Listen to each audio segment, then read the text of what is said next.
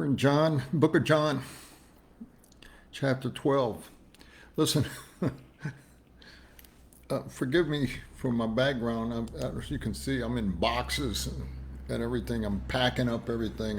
I have to be out of my apartment on Thursday, so I got a truck coming tomorrow, and my son's going to help me. We're going to put all my stuff in storage. But I want to talk about John chapter 12, what Jesus is going to be teaching about, and I want to connect it to what took place with the Supreme Court and all these people in this country that just don't get it. And I'm going to explain that to you.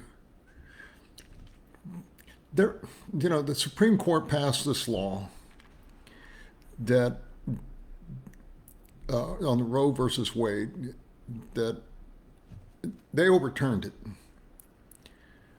But we need to understand that there are so many people in positions, in leadership positions like Biden, Kamala Harris, Nancy Pelosi, that are just flat out evil. Okay? And they're going to answer to God someday.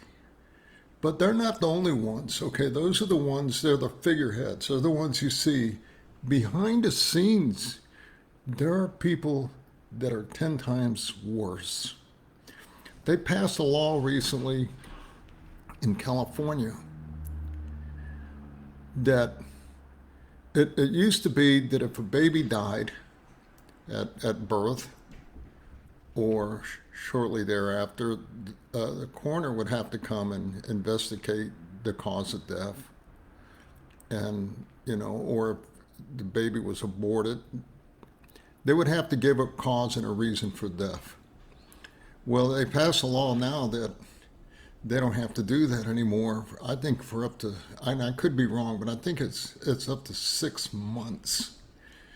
That means that you could kill a child up to 6 months if the child was not, for some reason, sick or mentally ill, or it had deformities or something.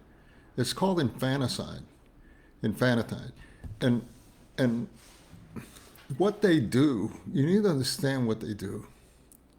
They use legal jargon to pass these laws and through a bureaucracy to make it acceptable to commit these crimes in a civilized way.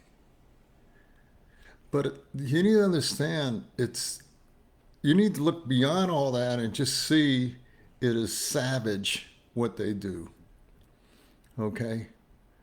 People in their right minds that are thinking would not do that sort of thing. So you're talking about people that have gone to schools, that have been educated, that have been trained to think that this is acceptable to them. Okay? And then they create the legal jargon. If you read about this woman that created this bill in California that allows for infanticide to continue without any kind of investigation, look at her past. Look where she went to school. Look who she served under Obama for all those years. Look at the causes that she's been involved in. Okay? And so they do it in a legal way, and then they have these judges that don't think right either, that pass these laws. And then the average person that doesn't understand legal jargon and all that, they're just overwhelmed by the whole thing. And it just seems like, how are you ever going to surmount this huge injustice? And you can't reason with them because you look in their eyes, and I look in their eyes, and I don't see any life in there. Okay, there's death. And in their hearts, there isn't any compassion in there.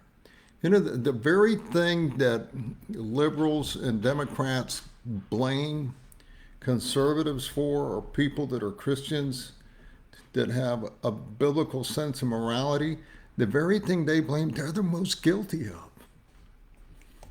You know. So I'm going to read in John because this isn't anything new. Okay, when Jesus is dealing with too, you know, and he was dealing with a problem among the Jewish people who were his people. And they have rejected him so bad and said so many bad things about him. And so let me pick up and see what he says, see how we can tie all this in together. It's in John chapter 12, verse 37. We're only going to do a couple verses. Jesus had already performed all these miracles to confirm that he was the Christ. Okay? From turning water into wine to healing a blind man, making him see, to getting a paralytic to walk, to raising Lazarus from the dead. He did all these incredible, miraculous signs. And they didn't generate belief in the people, even though he did all these miracles. Let me read this there. Even after, it says in verse 37, even after Jesus had done all these miraculous signs in their presence, they saw him, they witnessed, they were right there, they saw what Jesus did. They still would not believe in him. See, they were set in their minds and in their heart. We're not going to believe. Even if you present them with all the truth, all the logic, all the facts, even if you would show them as they're pulling those babies out with pinchers and ripping their arms out and all that, they still bring them out. Their heart is still beating. Even if you show them all that, they don't see. They don't understand what they're doing. Okay? And in this case, it says, they would not believe in him. They weren't believing in Jesus. Okay. You try to reason with someone, and you can. I mean, are there some that you can reach for Christ? Yes. But when they get to this point, that's a bad place to be. Let me read it a little more. And then this was to fulfill the word of Isaiah the prophet. And look what he said. Lord, who has believed our message? And to whom has the arm of the Lord been revealed? For this reason, they could not believe. Because as Isaiah says elsewhere, look what God did to him. Excuse me. You get to that point where you've rejected the gospel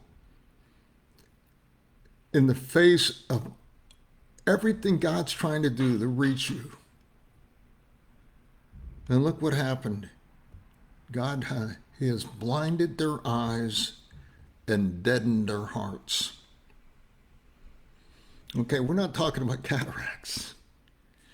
Okay, we're talking about they have eyes, but they can't see. They see, but they don't perceive. Okay? Their hearts are dead. I saw a picture last night of Nancy Pelosi elbowing this Hispanic girl, this new Republican person that won an office, and the daughter of this girl, this Hispanic girl, she just real arrogant. If she did that to my daughter, she'd be in deep trouble. You know, I don't know any women stand up to Nancy Pelosi and just tell her, hey, man, and just give her a good backslap across her face. You know, and she's that arrogant, man, God's going to deal with her. But, you know, you look in her eyes, and there's no life in there. You look in her heart, and it's dead. How do you think they pass these laws? How do you think that they promote all this evil agenda that they have? How do you think they do that? I mean, no person in their right mind, reasonable person with common sense and decency and any level of integrity would do the kind of things that they do. I mean, they lie, they cover up, they pass blame. And they do all this, and what do they get out of it? I know they don't get joy. They don't get peace. They don't certainly get eternal life. What do they get out of all this? They get control. That's how insecure they are. They get control. And the Bible makes it really clear that to get to insecure people, you have to startle them. You got to snap them into reality. Okay? How do you do that with people that are blind in their eyes and dead in their heart? Okay? You know, that's the only way they learn. And then they don't even learn from that.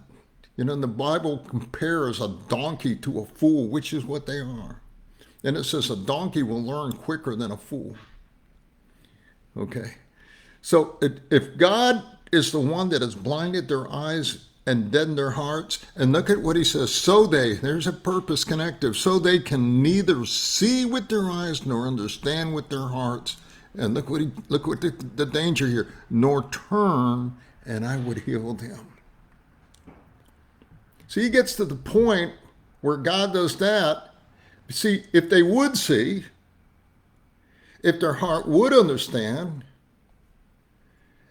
and they turn from what they're doing and they see the wickedness and they're doing, God says that he would heal them. He would reconcile them back to himself. You go so far in rejecting all this, and then you hear Isaiah the prophet making this pronouncement against these people. And you see the same thing true today. Romans chapter 1 says, you know, professing to be wise, they become fools. And exchange what? The image of God for the image of a man. And they worship people rather than they worship God. And for this reason, it says, and God says that God turned them over. God turned them over. Says, you don't want to acknowledge me, you don't want to see me for who I am, fine. Go with it. Go for it. I'm just going to turn you over to your own reprobate mind. And you're going to reap what you sow. And that's what's happening to these people. The problem is they're in leadership positions. Okay? And we have allowed this to continue for so long, it's gotten so out of hand. He has blinded their eyes and deadened their hearts, so they can neither see with their eyes nor understand with their hearts, nor turn, and I would heal them.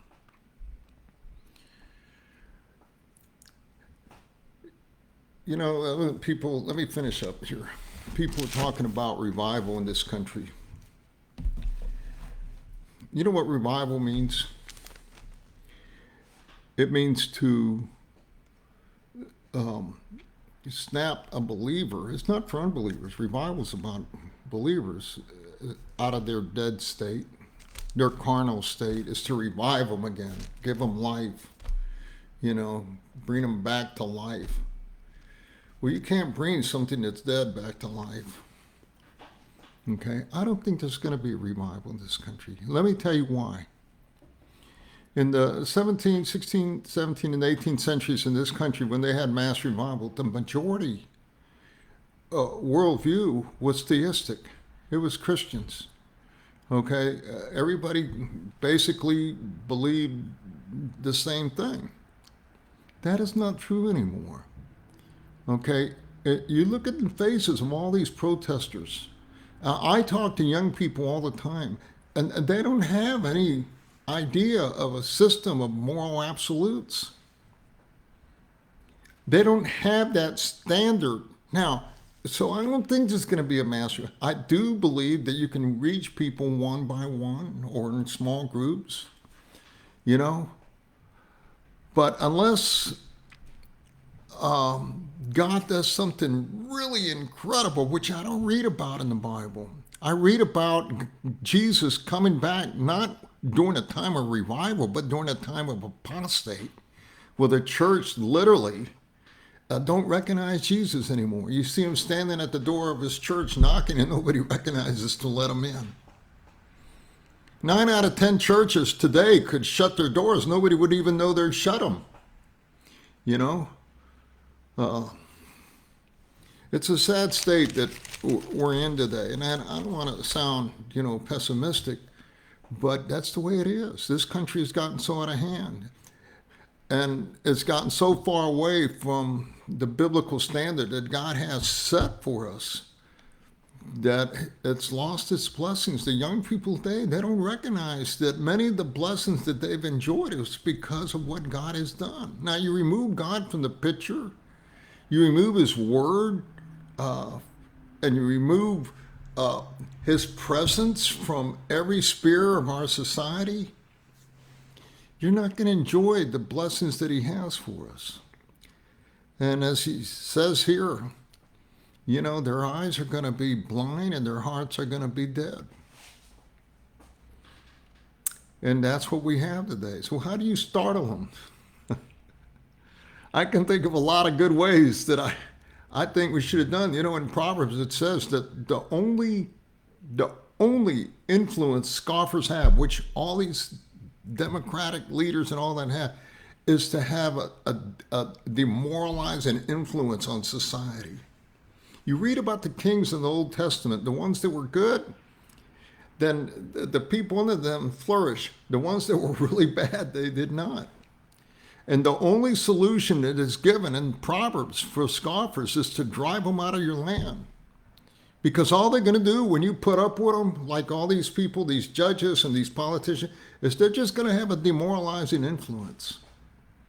It's gotten so bad now that this woke ideology has entered into the school. This homosexuality and gay and lesbian thing is in every just about institution and all your corporations. It's even in the PGA, which I'm a part of, And it's gotten so bad that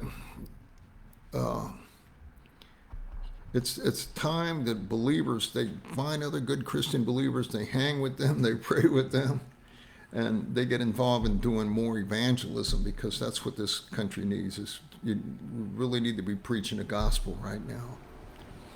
And but that's just the way it is. They passed this law in California, and right now, even now, they're looking to sabotage what the Supreme Court has done in different states, and they're still trying to make it legal and trying to block what they did. And I mean, you had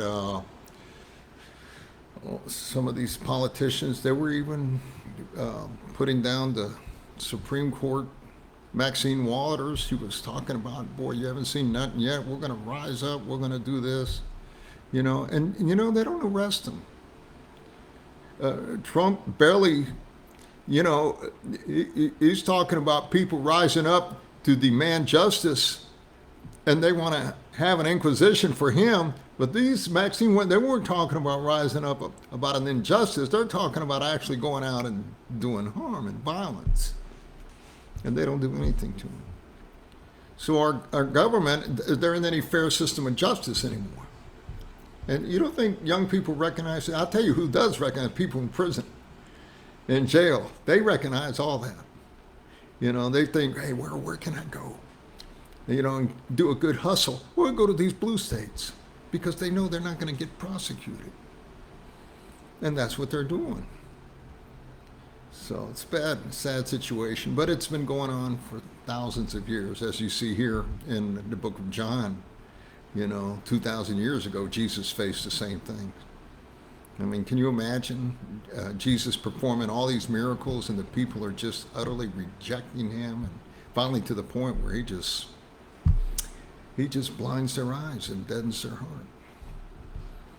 So it's nothing new, but that's what happened. But then Jesus didn't stop there. He changed gears. He changed gears, and he began to work with the disciples and began to train them for a new thing called the church, the body of Christ, which is going to include everybody, Jews and Gentiles. Okay? And sometimes God allows things to get so out of hand, there's no fixing it anymore. You need to start something new. Maybe that's where we're at in this country. I don't know. But we'll see. Anyway, God bless you. Hopefully I'll be back tomorrow and the next day to continue with the Gospel of John.